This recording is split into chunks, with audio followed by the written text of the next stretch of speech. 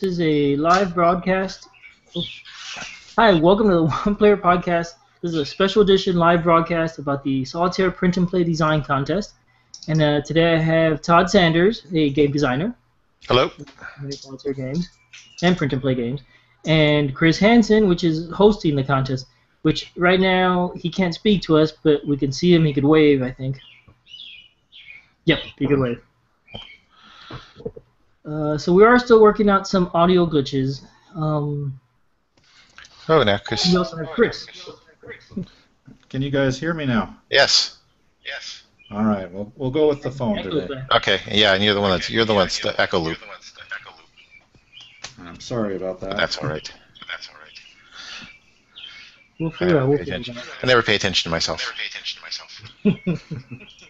So yeah, today we're talking about the Solitaire PnP Design Contest. I don't know what to say about it. Chris, do you want to tell us about this year's contest?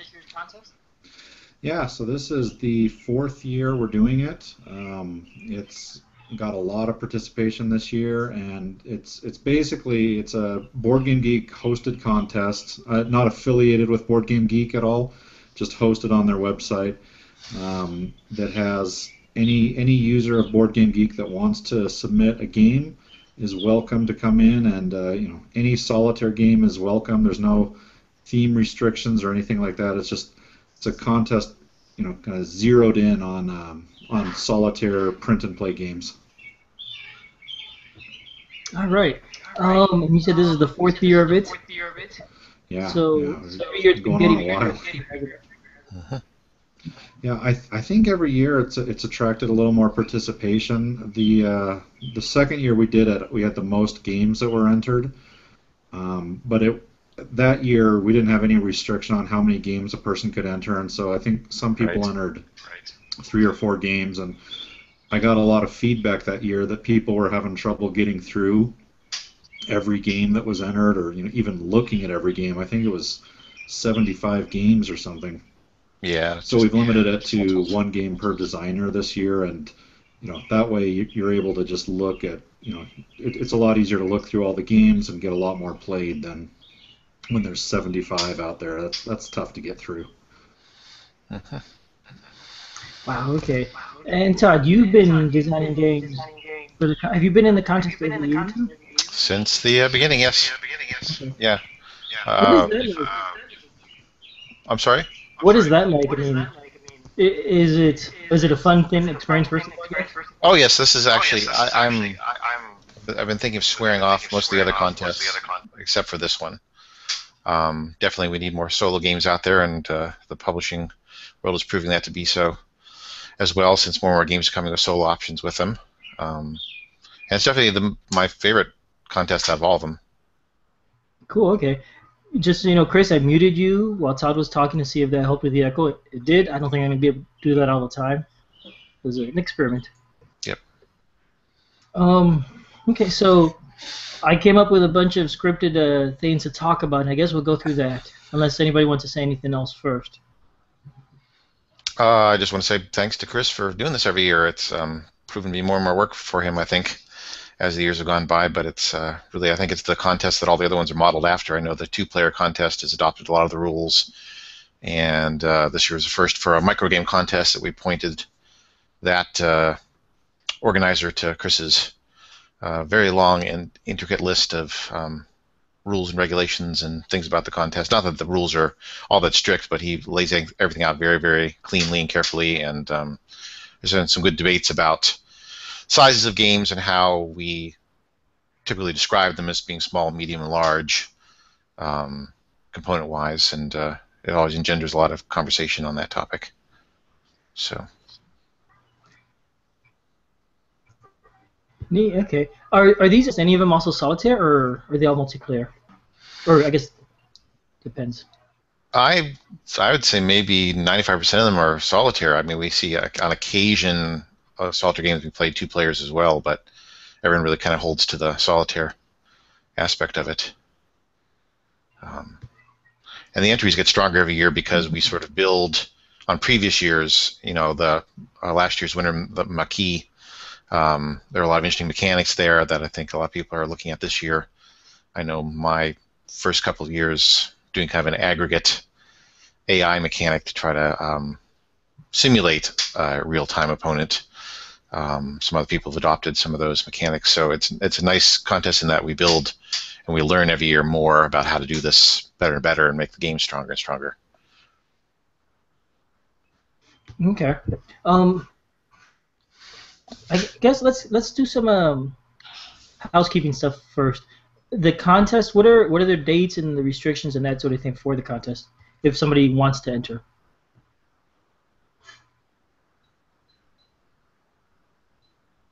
I think you have to unmute him. Let's see, I don't hear you. I thought I... Chris, you there? Oh, what did I do? Now you're not even there at all. Okay, I don't have you muted. I've got your volume down. There we go. There he goes. Okay, can you hear me? Yeah. Okay, so the contest, I can't believe I forgot the dates. I know it's got about a month to go. Yeah, okay, so I knew it was in August. It was August 9th is the entry deadline. So we've got a little more than a month for any games to come in. And then the voting deadline is September 13th. So we're going about halfway through September, give everyone 6 weeks to play the games. And during that time, after the voting deadline has passed, designers can certainly get a lot of feedback. I've provided a little window for typo correction, things like that just drive people crazy when they're like, oh man, I got to misspell the word in the rule book.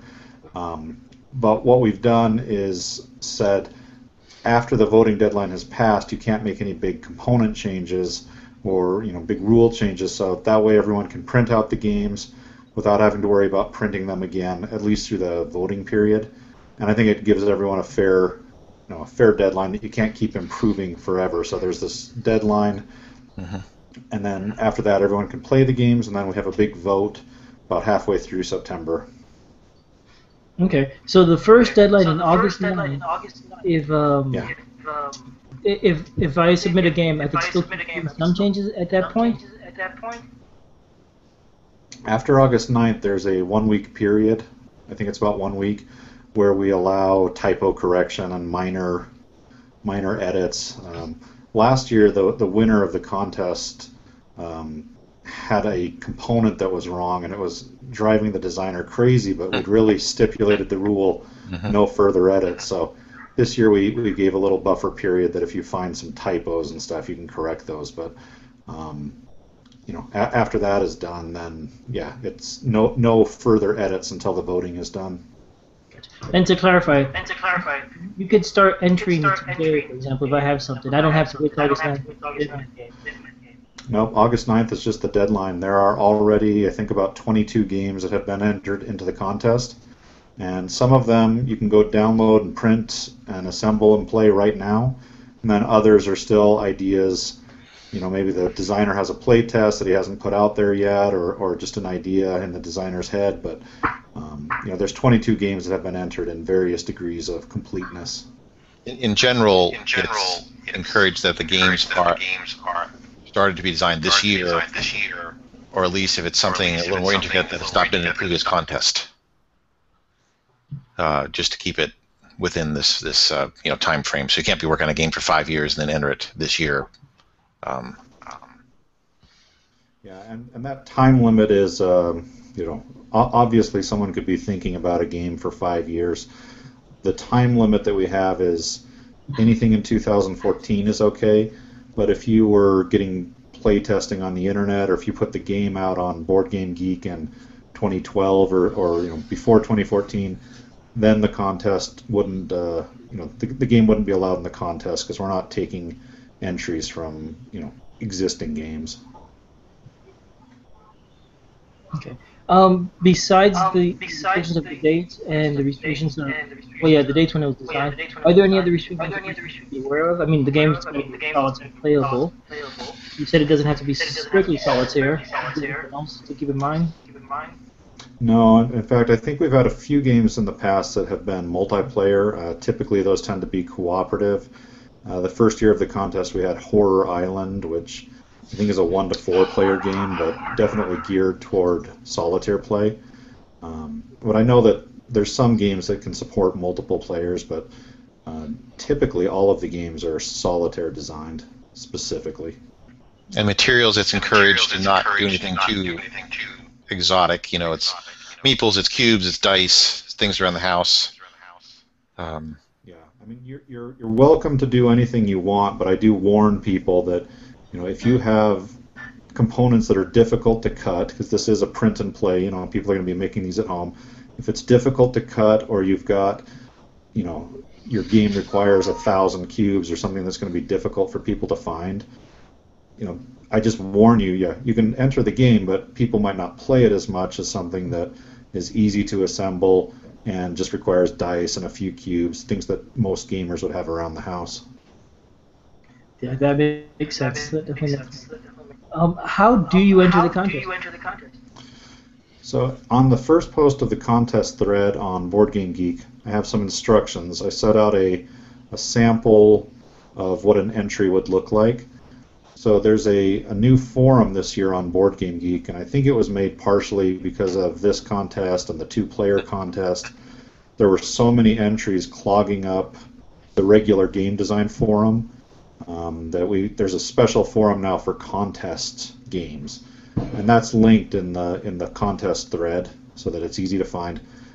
I have an example of what an entry thread would look like. So every game that's going to be entered in the contest would have an entry thread associated with it, and it just has a little bit of information about the game, what kind of theme, what's the story of the game, a little description of how it plays, a description of the components, and then a picture of the game. And that's really all there is to it. So the instructions are in there and should be nice and simple. And then I'm active on that thread and help answer questions whenever they come up too. But I think we've got it refined now that people can follow and make that entry thread.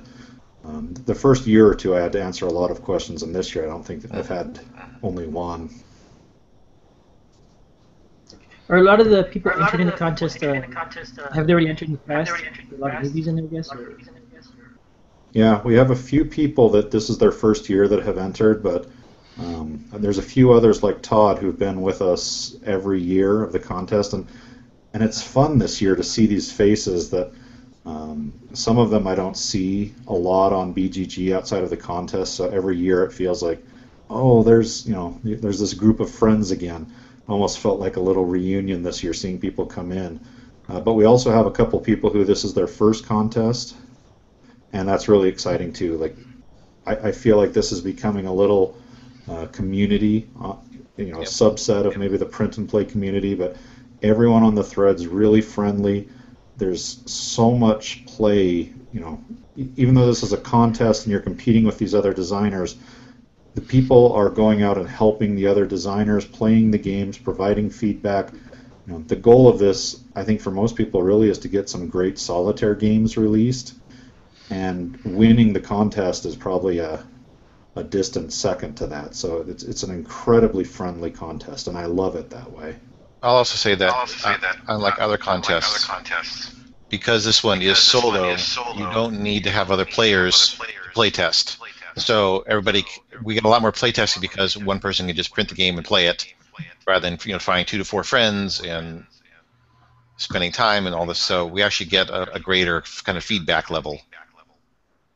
Yeah, it can be hard to wrangle people into doing play testing with you. I found the same thing. I also would say that the returning people, I see rules are stronger every year, artwork's stronger every year, game theme mechanics are stronger every year, that people are learning and building on their previous work. And so, I would say encourage all the new people, maybe this is their first year, if they feel a little daunted, stick with it, because every year is going to get better for everybody. We're getting stronger games. I mean, last year I can't say enough good things about Maquis. That game is a out-of-the-box, strong, solitaire Euro, great theme, great artwork. It's been already redesigned, the artwork by Ilya.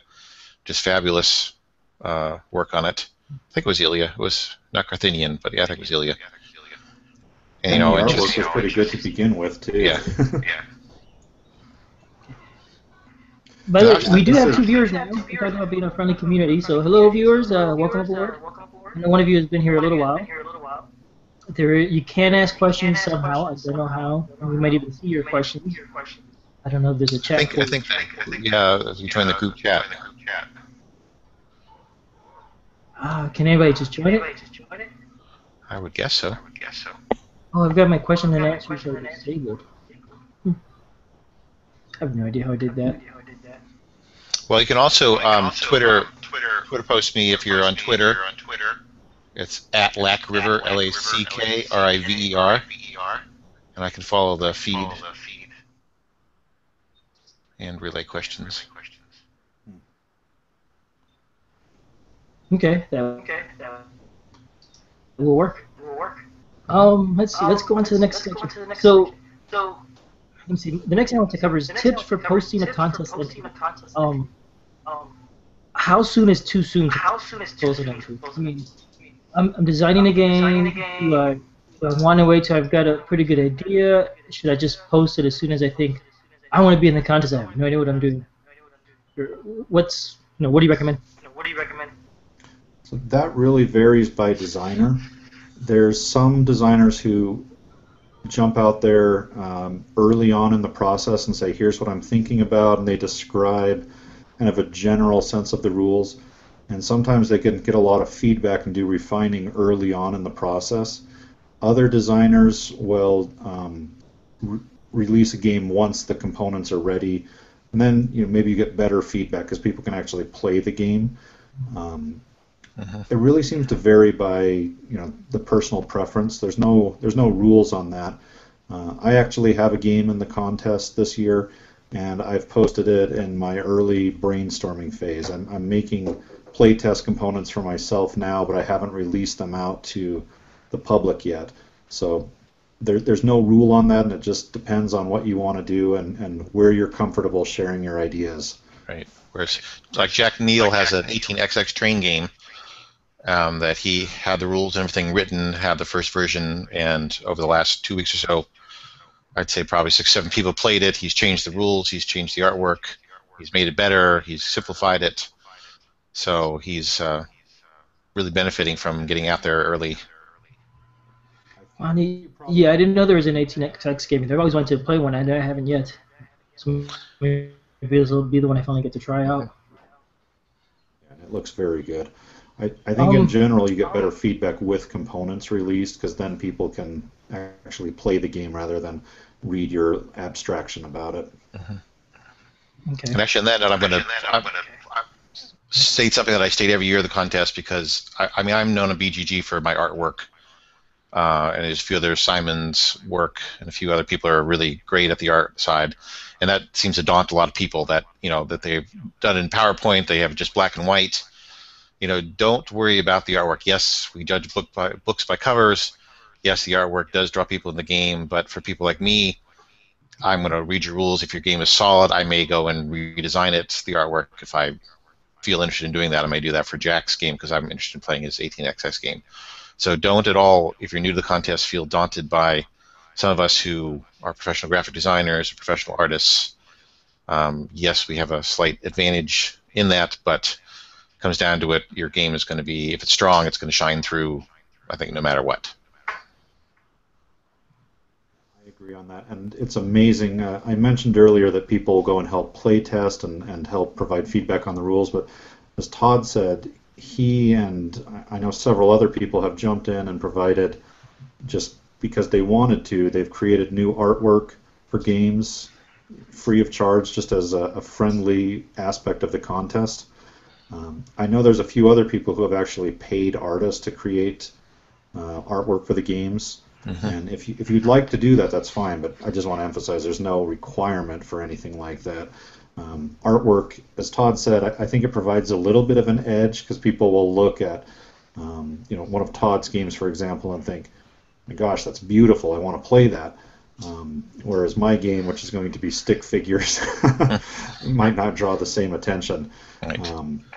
Well, that's I think it's improved over the years. Is now we have game-icons.net, which has over 1,000, I think there are like 1,200 icons now that are Creative Commons free to use.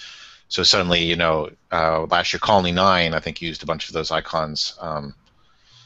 And so there are resources. The Library of Congress has opened up their archives that you can get photos from that as well, and you can run through a couple of filters in Picasa and, you know, make artwork out of it. So if you're looking for artwork too, post on the boards, the main forum thread, and we can guide you to places where you can get icons and things, so you don't have to do all this from scratch and don't have to worry about the stick figure aspect. Although I must say Chris's daughter's stick figures, I think, should be in the game. There's a few of them that a number of us have really liked. Yeah, I've posted a few pictures just for fun in my game. That my game is a monster game, and my daughter has drawn a few monsters with her crayon. She's 5 years old and has just enjoyed, you know, spending time with me and playing this game. So she's just drawn little doodles of the monsters, and, you know, I know it's silly to post them in that thread, but, you know, just proud daddy, I guess. That I've shared those, and I think some people have liked them. They're kind of fun to look at. Yeah, that is fun. That is definitely fun. I know there's like one game. It wasn't a solitaire game, but the first version I came across was drawing with colored pencils, and I thought it was so nice that way. I was really excited about it. Later on, somebody said to improve the graphics and take so much of the charm away. Now, last year there was a game entered, and I've forgotten the name of the designer. I can't believe it, but it was Dungeon Constructor Kit Cursed, and I think the designer had her daughter create the artwork for that game. I think the daughter was about 8 years old. She mentioned, and it's just charming. It you know, I think it fits the game perfectly. The artwork is fun. So, you know, it ranges the spectrum from professional graphic designers like Todd to people letting their kids draw the artwork in games, and it all works. You know, you can find what works for your game. And just be creative. People are having fun with it. Uh-huh. I think it's the main thing about the contest isn't have fun. I mean, in the end, it's not like you take home a giant money bag. You take home a giant money bag of geek gold. For anyone listening who doesn't follow Board Game Geek, yeah, Geek Gold is a currency of sorts on Board Game Geek that you can use to buy avatars for yourself, or little micro badges that decorate your avatar. So they're of no real value, but they make being on Board Game Geek a little bit more fun. So that's essentially what the prize of the contest is just lots of Geek Gold to go buy micro badges with. Yeah, and everybody who enters gets a coveted micro badge for participation. Yeah, we've got some. All of the micro badges. Yeah, it's an exclusive micro badge that you can't buy. You have to be in the contest to either design a game or vote in the contest, and you get a participation micro badge. It's not available to purchase after it's done, so very exclusive. And each one of them has been designed by a participant in the contest. And then I've had one of BGG's micro badge developers help polish it up a little just so it looks sharp. But so that's a participation prize that everybody gets, regardless of whether you win or not. Okay, neat. So jump back to the contest. What information should I include in my entry? Well, I think you already covered that, didn't you? A title, description, some flavor text, some pictures, right? Yeah, it's the requirements are very minimum. There's not a lot you have to provide at first, but what generally happens is that people start providing more and more in their entry thread, longer descriptions, bigger descriptions of the rules, and the entry thread will grow as people comment on it and ask questions. So they tend to grow organically, but the bare requirements to enter the contest are pretty simple. One thing you do not need to do is have your game listed in BGG's database. In fact, I encourage people not to do that it's part of the slightly bending the rules for PnPs where we're kind of allowed to post games, but when your game is solid and finished, you can post it in the database, but it's not a requirement beforehand. Okay, that's right. So you don't need to be an official game in the BGG database. No. And many games don't make it. Though I'll say that the games that do get added to BGG, it becomes much easier to find all the files and everything you need to print them out. Yep.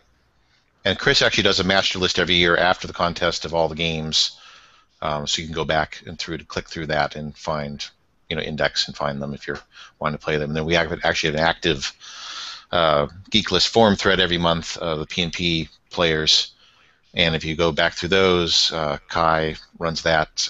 You can find a lot of links to the solo games and finished artwork, and decks have been printed to Printer Studio and finished great copies of a lot of the top 5 or 6 games in the contest every year.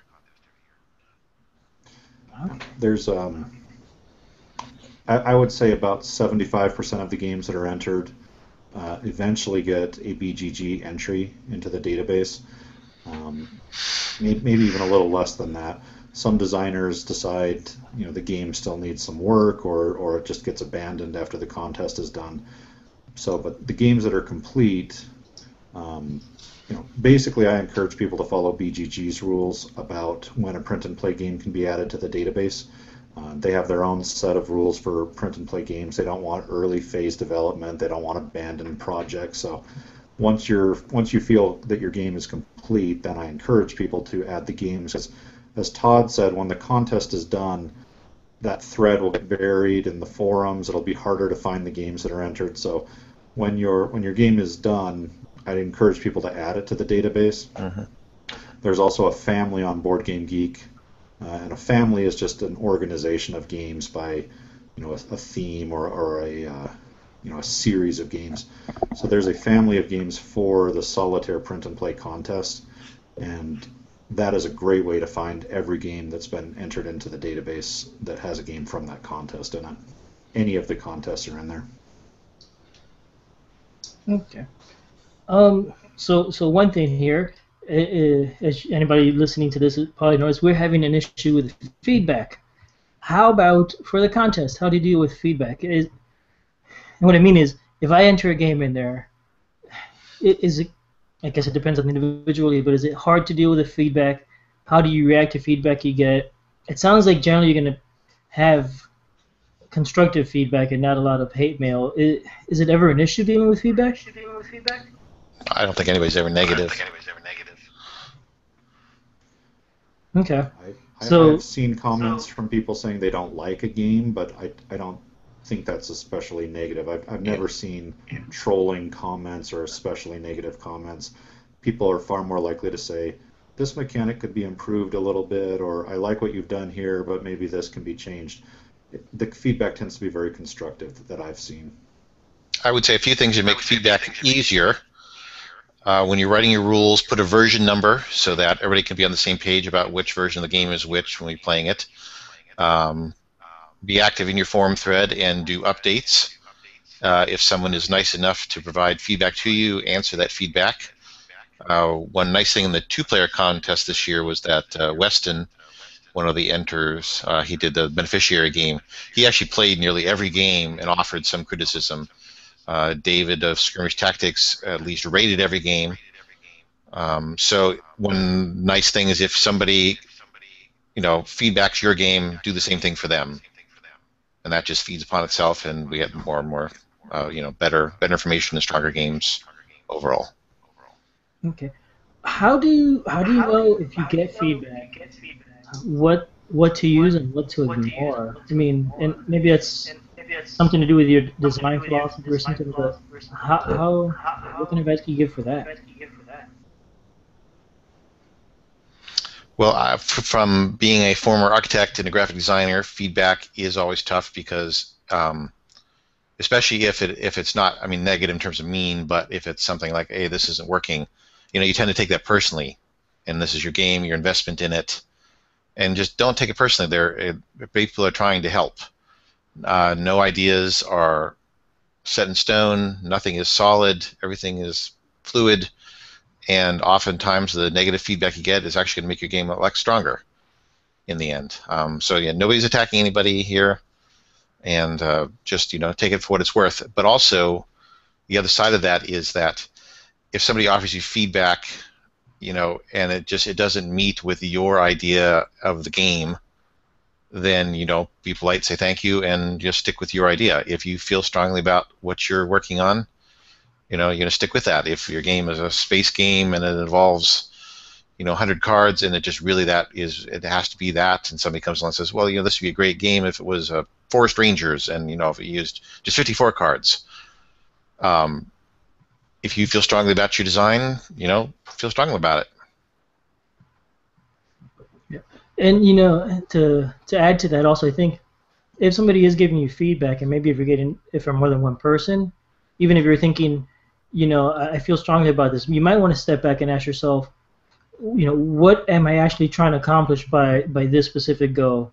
Mm-hmm. And are there suggestions really, really breaking that? Because I found, I do software design, and I found that sometimes we're working in a program, and the application designers the programmers are saying, we can't do what you're asking, and we need to do something different. And we're telling them we really need this. This is what we want. And they say, well, let's step back. Let's ask ourselves, what was the point of having this piece of code?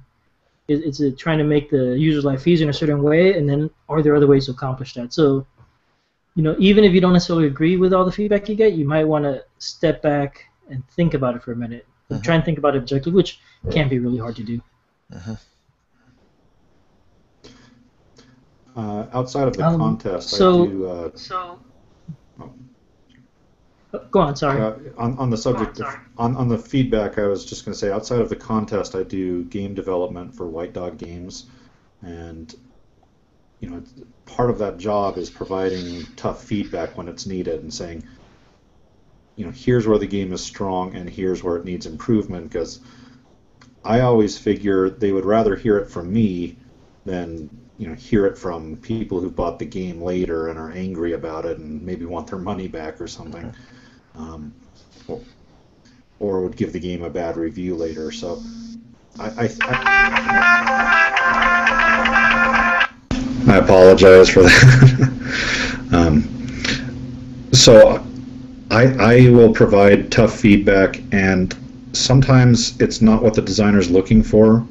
A lot of times the feedback is incorporated into the game, but as a play tester and as a feedback giver, I'm also used to people saying, no, this isn't. I think what you're missing here is the point of the game on this, or that's not the direction I want to take the game. So the feedback for me oftentimes is a discussion with the designer, where we go back and forth on ideas, and maybe I refine my feedback, or I get a better understanding of what they're trying to do, and so I change it completely. But I've seen that on the contest threads as well, where, as Todd said, sometimes someone might look at the game and say, this would work better as a Forest Ranger game, and they say, no, here's what I'm trying to do, here's the reason it's Space Rangers. And then, as Todd said, there's no negativity, there's not fighting. The feedback has been very positive in general, so whether you're giving feedback or getting it, I would make an effort to take it as such. Very positive experience. And I'd also say one of the things that we have so many different types of solitaire games out there, so a lot of times the war games are off kind of in their own part of BGG, and the traditional deck of cards gamers are off in their part of BGG. This is the one place where you have an audience that if you're designing a game of a particular style, you're going to find people who are interested in playing it, and which can only make things stronger in the end. We have deck tech games, we have traditional games, we got war games, we have just standard card games, we have Euros, we have Ameritrash games, we have even solitaire miniatures, we have dexterity games. It's a huge, wide open, audience. So don't feel that your game is going to get, look at that if it's one of the sort of more segregated, I suppose, mechanic markets. Have there been dexterity games in the contest before? There have been a few. We had a game called Nimbles the Spell Thief, I think it was the second year of the contest, which was a flicking game, and kind of had some ingenious mechanics for having obstacles on the board that you were trying to flick around. That, you know, without a second player there, you had to take care of those obstacles yourself. But once they were set up on the board, you had to flick around them. So it was very clever. So there has been a few. I think dexterity is probably a hard one for Solitaire, but people are very creative too. And Nate Kurth usually does some sort of Barbarian Prince style paragraph game. We've had a couple of those over the years. I'm working on one for this year's contest as well, with some other aspects to it.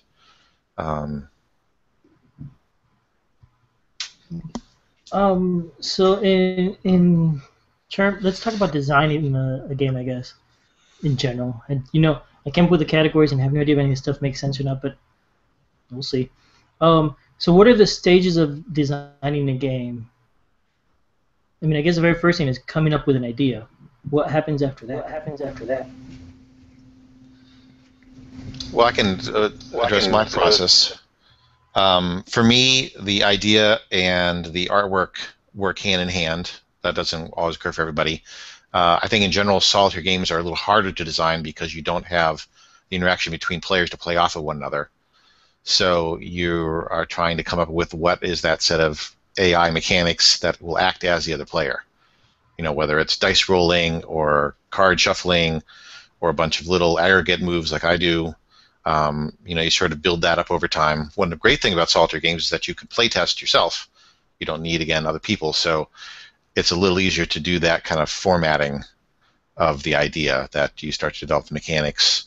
I also read everybody's posts every year, every one of their game forum threads, because somebody might have an interesting idea that would make me think that, oh, well, there's something I can, you know, use for this. Again, Daniel Solis is famous for saying nobody's ideas are locked away, solid. Everything's been done before. So the more you're posting, and that's the thing, post early to your thread, talk about your process, because everybody there is there to help, and they may have a solution. There's a lot of people actually really strong in math and probability. I've had people write little JavaScripts that run through 1,000 plays of one of my games. And then I can go back and say, okay, so just this number, this number, this number, and then it will run through another 1,000 games in 30 seconds. And you can only benefit from other people helping you out. That is neat. As Todd said, sometimes you get inspired by other ideas. My game this year was inspired for a project I was working on for White Dog Games, a Herman Lettman game called Spoiled Victory, which I think, Albert, you reviewed a little bit ago. Yeah, talked about that a couple months ago. As I was developing that, I kept having a thought of, this works really well with the Dunkirk World War II theme, but you could use these mechanics in a zombie game as well, and that, I started thinking more about that, and sometimes inspiration strikes you from looking at another designer's work and thinking, how could I use some of these similar mechanics in my game? And I think we see a lot of that year to year in the contest. Yeah, I'd say just about anything. What's a zombie game? Yes, it's hard to think of a mechanic that doesn't work with zombies, right? I've always actually wanted to design a zombie game, but design it at the level of the blood cells, that it's like a zombie virus. It's not about zombies shambling around and you shotgun and attacking them. It's happens all within the biology of a body. So I might do that one year for a solitaire game.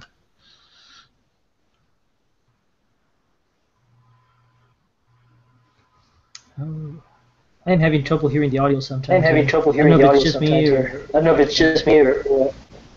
Yeah, fade out towards the end of it. I'm hearing both of you, okay? Was there anything else about the stages of game design? First, I guess you want to come up with your idea. You want to build it. Todd, you're talking about the process a little bit, and I was wondering, are you coming up with a game and kind of balancing out a little bit and then adding more complexity, balancing it out and adding more complexity? Is that something you do? No, I always start out complex and simplify. It's always best to simplify. In fact, I'm working kind of an alternate idea right now for a game about 6 sons of a sultan, and you're a tea merchant trying to sell each of them a different type of tea. And right now I have a very complex victory point structure and a proportional mechanic for how you pay for the costs that then equal the victory points. And right now it's just too convoluted. So for me it's going to be parsing it down and making it simpler.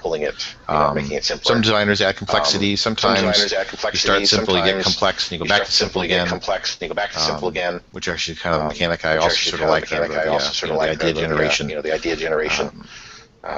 I find a lot of my games, the best ones, I actually just circle around a number, like the number 3. And so there's always, you have 3 cards in your hand, the victory points are either 1, 2, or 3 victory points. You know, there are 3 characters, there's 3 of this, 3 of that, and that kind of ties everything together and makes some choices for you. And then you can play around with little things within that scheme.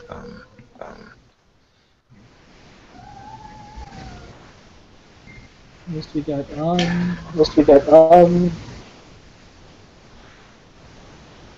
know if Chris wants to jump in. Yeah, I feel that complexity, when you're dealing with the questions of should this rule be, a simple or a complex victory point system, for example, or a battle mechanic, a war game perhaps, I think you need to consider who your audience is and how it serves the goal of the gameplay. I mean, the whole time I'm looking at a game design, I'm thinking, what is this game trying to achieve, and how does this mechanic suit that goal? So if it makes sense for the game, then complex is fine, especially in terms of the contest. There's no rule limits on how complex or easy a game has to be. But for game design, for me, especially when I'm developing a game, if a game is complex, that's fine as long as it's serving a function within the game.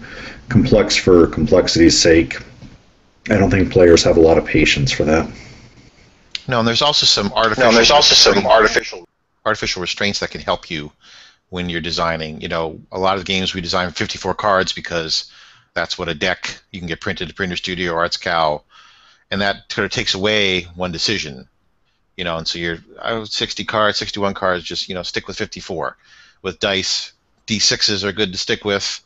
Know the difference between 2d6, 3d6, and a d20, how the proportions work. And those kind of having those artificial restraints often can be even more creative because you don't have to worry about certain things. That 2d6, there's a curve that 7s are going to be rolled more than 2s or 12s versus rolling, a single die or rolling a 12-sided die.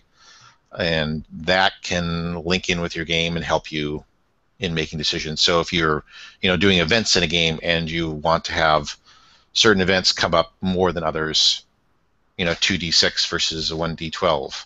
So adding those artificial constraints can often help you. Okay. Are there any things you want to avoid using game design? I think you want to avoid the rules. If your rules are 20 or 30 pages, it's going to be a tough sell unless there's really needs to be that. These days, games are getting simpler. We don't see in war games the kind of battle tables we used to see in combat tables. A lot of it, as being a game designer, is playing other people's games. Rainer Nietzsche aside, who says he never plays anybody else's games, everything he comes up with is his own. But I think for the rest of us, the more games you play, the more you're going to see what's out there, and the more things you can borrow from and click together. So, and also staying away from, Chris had mentioned a little bit about tiles and things. Hex tiles have a lot of interesting ideas in terms of how you can move on a board, but if you have a square grid and you shift the grid half a square, you can actually get that same effect. and somebody may be more likely to able to print your game up and play it if they're cutting out squares versus hexes. If you're cutting out, 40 pages of cards versus 9 pages of cards, laying cards 9 up on a page rather than 8 up on a page. You want to make these things a little easier. And also, it's easier for your own generation. If every time I do a new iteration of my game, I have to cut out 100 hexes, I'm not going to really want to play my game either. If I can cut out squares and quickly, change things, the idea that people writing on note cards with magic marker, that's the best way to do prototyping. You want to don't make it so complex in the beginning that it's going to take forever for you to even print it up and try to play test it. We want to be in there and quick, get a lot of iterations. The more iterations, the better. Okay. Chris, do you have any game design pitfalls you want to mention? Crafting games. I do a lot of print and play just for enjoyment, outside of the contest. Sometimes my wife has accused me of enjoying making print and play games more than playing them, just because I really enjoy that building process. But like Todd said, if I see a print and play game that says, okay, you need to cut out 15 sheets of hexes, that's a lot of work to do. And without being really sure that I'm going to love the game, I'm probably not going to be willing to print that and make it. And especially for something like the contest, where you might be going through several iterations of a game as you get feedback and make changes, having the game be something that people can assemble without too much effort, I think is pretty important. Or a reasonable amount of effort. Yeah. One of my other questions you kind of already answered. Yeah, one of the other things I want to ask about or talk about you already answered, which is when you're building your prototype and dealing with iterations, it can be a hassle to do a lot of components, which is everything we've been saying.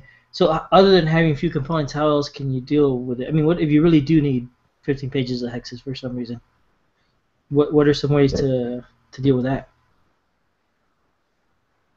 Well, as I said, there's alternate ways to do hexes. If you have a square grid and you shift it so the squares are half a space off of the previous one, that actually simulates a hex grid very easily. If you have a closet full of games, then you got a closet full of prototyping bits. Pull your meeples out of Carcassonne. If you're designing a train game and you got Ticket to Ride, pull out those bits.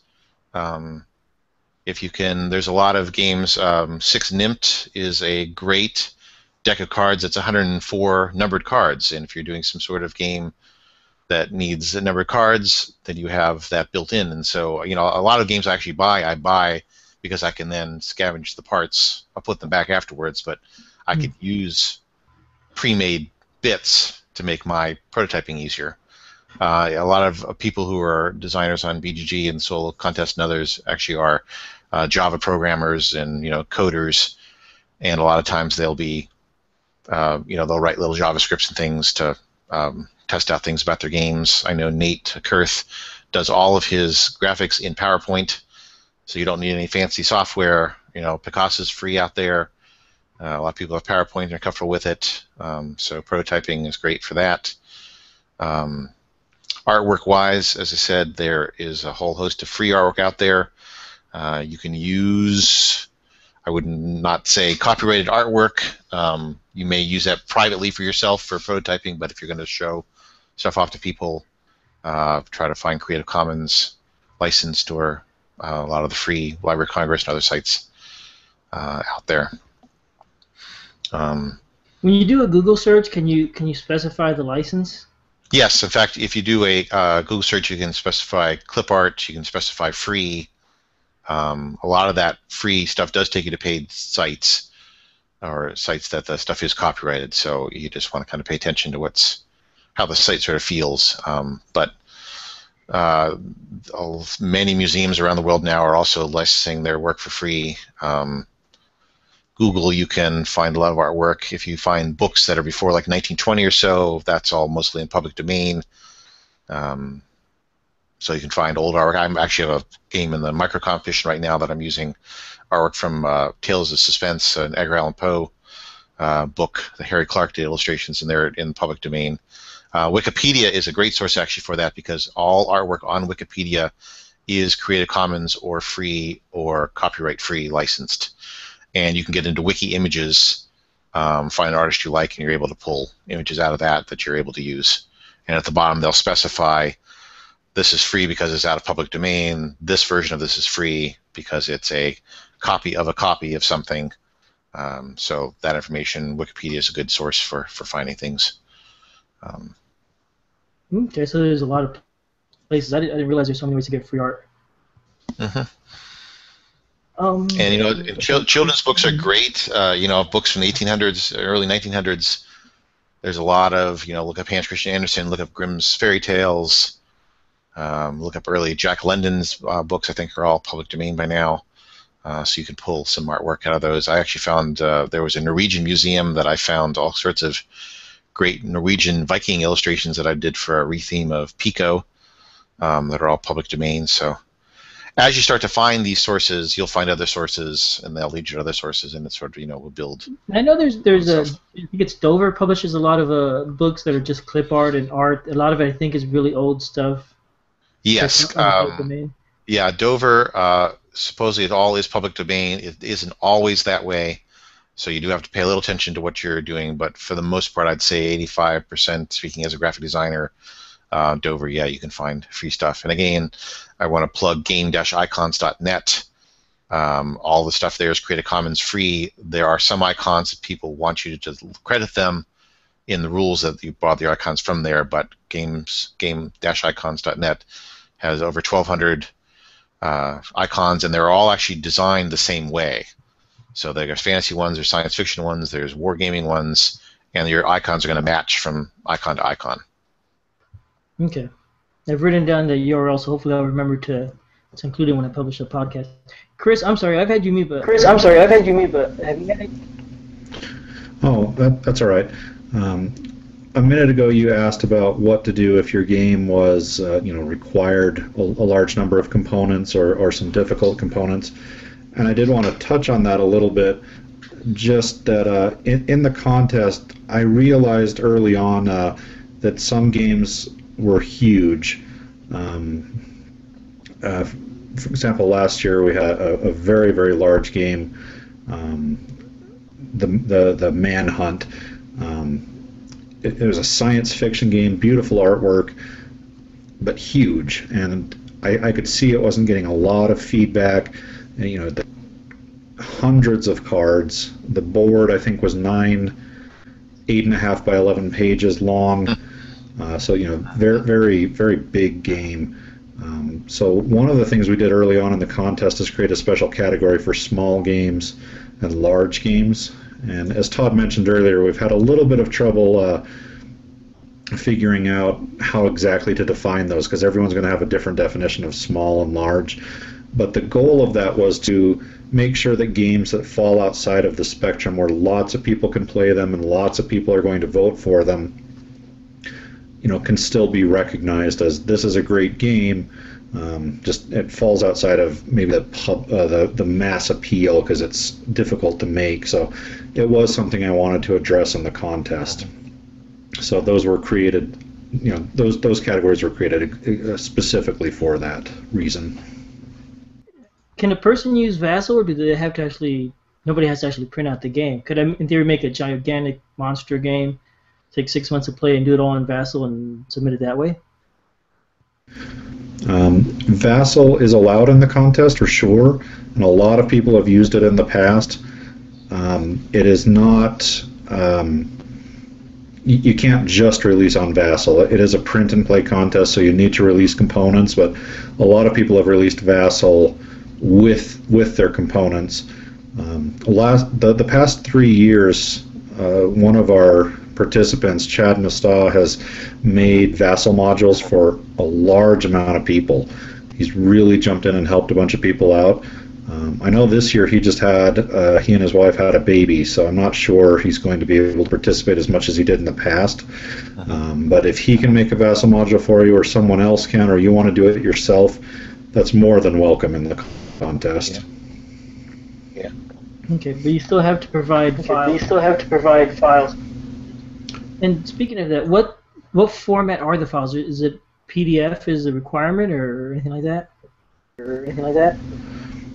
PDF is what most people do. There's not a specific requirement. There have been games submitted in Word document format. I like PDF just because everyone can open it for free. There's no, you don't have to own Microsoft Word or something, but I haven't ever made a requirement for it, but it's a recommendation in the contest that everything be in PDF format. Yeah, another recommendation a lot of people ask for low ink black and white versions of the games, or grayscale versions, especially the games that are heavy in color. The grayscale version will allow you to print it up quickly and not spend a lot of ink time or money. A lot of times that helps with colorblind players to make it easier for them to print the game up. And as we get more sophisticated every year, we've got cropping up those things too. Now we have online colorblind tools that people are using to make sure their games can be played by everybody. People learning how to match now color and icons. So I would say the one thing to do for you technically is, make your game as embracive as everybody as possible. There's also a lot of people every year ask about, how do I post this game? Dropbox is out there. Google allows you to do, there's Google Drive. A bunch of us have personal servers. So I think Dropbox is kind of becoming the sort of standard way to do this. Make sure that your permissions are set that people can actually download your game and it's not private permission protection. But as Chris said, yeah, PDFs are the best way, I think, to do it. Number two would be Word documents to some degree. But there actually are all kinds of free PDF drivers out there. Macs automatically make PDFs out of any file. On the PC side, you can get Qt PDF Maker. There's a couple of different ones that will act as a virtual printer and print to a PDF format. And I would say the last thing is that know that there are fewer BGGers in Europe than America. I think we have a stronger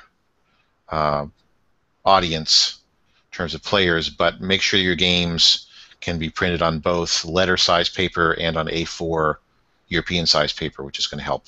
How do you do that? Do you do the lowest common denominator and print for the smaller of the two? Well, as long as you stay within a half-inch margin, so your livable space is 7.5 by 10 inches. As long as you kind of keep within that margin, which you can set in Word, you can set in InDesign, you can set in other things, that's going to print on both letter and on A4 without losing anything off the edge of the page.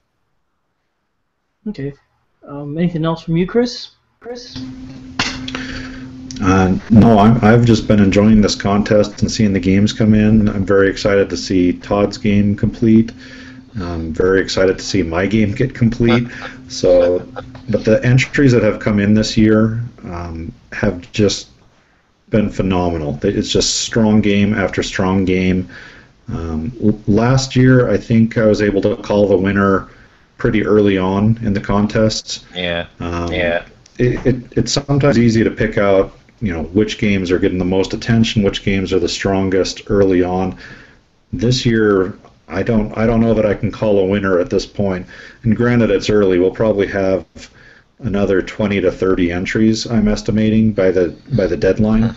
But right now, there's a lot of strong games. So it's exciting. There's a lot to play and have fun with. Okay. I had another thought about we've been talking about how to make the game easy to print and all that. There's one more thing that I found whenever I'm making or printing out a game. If you have cards, like a sheet of 9 cards, if you put spaces between each card, it becomes a real hassle to print because you end up having to cut twice as much. Right. And it's much nicer if all the cards are right up against each other. Yep. I think it's a little harder to put it together, especially if you're not a pro at this already, but it makes such a difference. Well, there's also, there are Inkscape templates, there are PowerPoint templates. So if you're trying to put that artwork together, ask in your forum thread, and somebody's going to say, "Oh, you can use Inkscape. You can go here and it does this. Go and get this template over here." So again, there's a lot of sharing going on. Somebody's already reinvented the wheel before you, and if you ask, you can most likely get an answer that makes your life little easier for the development. Okay. Is the Print and Play Guild also a good resource? Oh, Chris is talking. Hang on. Oh, I'm sorry. I just said after this interview is done, perhaps Todd and I can post some of those common links onto the forum thread so that people can find these tools and things that people have already done easily. And yes, the PnP Guild is a good source as well. Not only the guild itself, but the monthly print and play geek list. That's where a lot of us are developing new techniques and talk to one another about things going on. One great thing to know is that Walgreens, you can print full-color JPEGs up as on other photo printer. So if you want really high quality, kind of without a lot of fuss and waste of your own ink, and Printer Studio is a great resource for us for decks of cards. They come now. It's like 10 days turnaround time. So once your game gets good solid, you feel it's a good solid version. You can go that route to print up nice cards. I know a lot of people have magic cards around that they want that they don't use anymore. Those are good card backs, card sleeves. It's very easy to throw into single-sided piece of paper into a card sleeve, and mix and match, interchange those as you need to as you're developing your game. Yeah, I recently went to the local dollar store. To buy some bunch of cards. That sort of place. That's actually probably a really good place to find lots of things. Lots of little components.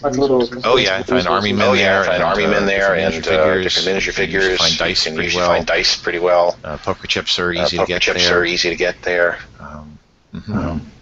You mentioned I will sometimes go to the thrift store and buy. What game? I think Chris is saying something. Oh, sorry. Sorry, in addition to the dollar store, I sometimes will go to the thrift store and buy, a game that has a lot of dice in it or has a lot of cubes. If I see an old version of Risk that has the wooden cubes, for $1 or $2, I'll buy that, and then you've got a huge supply to use for print and play games or prototyping. So, there's lots of sources out there to get components for cheap. You just have to hunt around a little sometimes. Yeah, Yahtzee Junior is highly because those are D6s that are sunk in, so you can actually pull out the labels and stick labels in to make quick dice. So yeah, Yahtzee Juniors are good fun. Bead stores are great to go to. You can get square beads in different colors, things there as well. Hardware store, of course. We've bought ceramic hexes for hex tiles. You can get actually shelf paper there that looks like the back of a professional game board. There's birch plywood that comes in 1/8" sheets that you make game boards out of. So a lot of resources. Oh, neat. Okay, I haven't tried making a board in a long time. I find. So you were asking about the PnP geek list? Mm-hmm. Is that it's a geek list for games you're making, building, or is it games people are designing, or what? It's games people are making. It's the building of the games, and usually it's photos show the way the game looks, and somebody may have redesigned something, and then you can get the files from somebody there. And there's a lot of back and forth about techniques. Manuel Ingeheld has been using Fimo clay. He's been actually carving figures out of birch, and then he's gone and cast them in Fimo clay as a negative mold, and then fills that mold with either Fimo or plaster to make multiple copies of figures. There's a lot of debate about, if I'm using Mod Podge to seal the tops of cards, or if I'm using a spray polyurethane. So it's really about the building side of the games. What are the techniques and the tricks to making the build process go faster and more professional and better? Gotcha. Okay, so I should check this out. I just tried using Sculpey last week to build some little figures, and yeah, it looks like it's the first time I've done that. Yeah, Melody who's a user on BGG, she does amazing Sculpey work. She is the queen of definitely the queen of the Sculpey process. She's done several of my games, redone them with Sculpties, and just been incredible, the kinds of stuff that she does. I have to look her up because that'll help inspire me to keep trying. Yeah, her BGG username is Sunshiny. Okay. There is one last thing here on in the notes, which is how do you approach writing the rules? I bet both of you guys have input, especially Chris, as we're working with White Dog Games. You want to go first? Yeah, go ahead, Chris. Yeah, go ahead, Chris. So I might look at it from a little more of a war game perspective, where the rules are highly organized, numbered and sub-numbered, so that they can be indexed and table of contents easily. But I might be used to dealing with rule books that are a little bit longer, because they're war games, in the 8 to 20 page rule book, which perhaps you don't see in earlier games or in Euro games as much.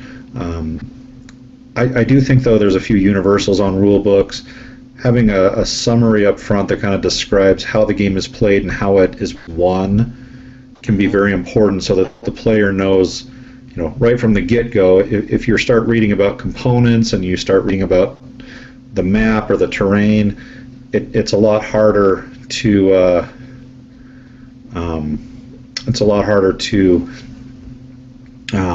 understand exactly what the rules are trying to say. But if you have a summary up front that gives a little description of what the game is like and what the player is trying to do, and then you get into here's all your pieces, here's what they do, it gives the player a better frame of reference as they're reading the rest of the rules to understand how they fit in to that overall game summary that you provided earlier. I'd also say it's handy to have an index at the back with, if you have a lot of icons, just make a little glossary of what those icons do. Probably a one-page player aid. If you can boil all of your rules down to a single page player aid, then you're strong. For me, I start out with, how do you win the game? What do you need to play the game? How do you set the game up? How the game is played, and then again, how you win the game. And I kind of keep that format. And again, I encourage people, games that you like and you play well and you took to them, a lot of that's reading the rule book. So go back and look at that rule book and see how they did what they did. Diagrams, the more diagrams you can have something, the more, because we're visual learners, the more that you can see how something's played, the better. So yeah, I do a lot of diagrams. I always do a setup diagram. After I explain the way the game's set up, then I show a sample. Here's the way the game is supposed to look on the table. So you can sit there and go, okay, yes, I'm matching this up, I'm matching that up. Definitely grammar, all that kind of stuff afterwards as well. I can't stress that enough. It drives me crazy, the die and dice and loose and lose kinds of things. So read your rules. Have people who don't have anything to do with your game read your rules, because they're going to find a lot of loopholes. I know currently Jack Neal's having a problem that he plays so many 18xx games. He didn't explain a lot of the terminology for 18xx games, and a lot of us who are reading his rules who don't play 18x games, we don't understand the rules. And it's not because the rules are badly written, it's just because there's a lot of topics that haven't yet been introduced to us because it's not our genre of game that we play. Okay, I'd suggest if you go pick a game that you have that you like, that you found the rules really clear to understand, use that as an example maybe, and try and just copy it. That might even work. I feel bad because I was supposed to have questions and answers here if anybody wants to ask questions. We now have 3.5 viewers. Somebody keeps coming and going, it looks like. So, Todd, you had a Twitter feed. Yeah, I've got nobody. Can you share that again for the two more listeners? Oh, yeah, it's at Lack River, LACKRIVER. That's my Twitter handle. So yeah, you can definitely Twitter me questions. I've not received any. I've been following the feed over here. But if anybody wants to ask something, feel free to do it through Twitter as well. Or my BGG forum thread, I can call that up as well. I'm pretty well known on BGG for the forum, one of the longest, I guess, forum threads out there these days. Yeah, next time, hopefully we'll work out the technical details a little bit better. And also, once you have this posted on YouTube, I'll look at the YouTube feed a couple times a day for a couple weeks, and if people post questions over there, I can answer things as well. Cool, okay. Protected. And Chris is moving his mouth, and I think he's going to say, and always ask questions on the main 2014 solo game contest thread. That's the great place to get answers. just like to get answers. Just Chris? Yeah, either myself or a lot of the other users will jump in to help answer those. I'll mute you again. Let me see. Do I have anything else? I think I don't really have much else I want to cover. Oh, I have one person who said, "Hey, So, you have a question? So we might actually have one question here coming up. I lost it. There we go.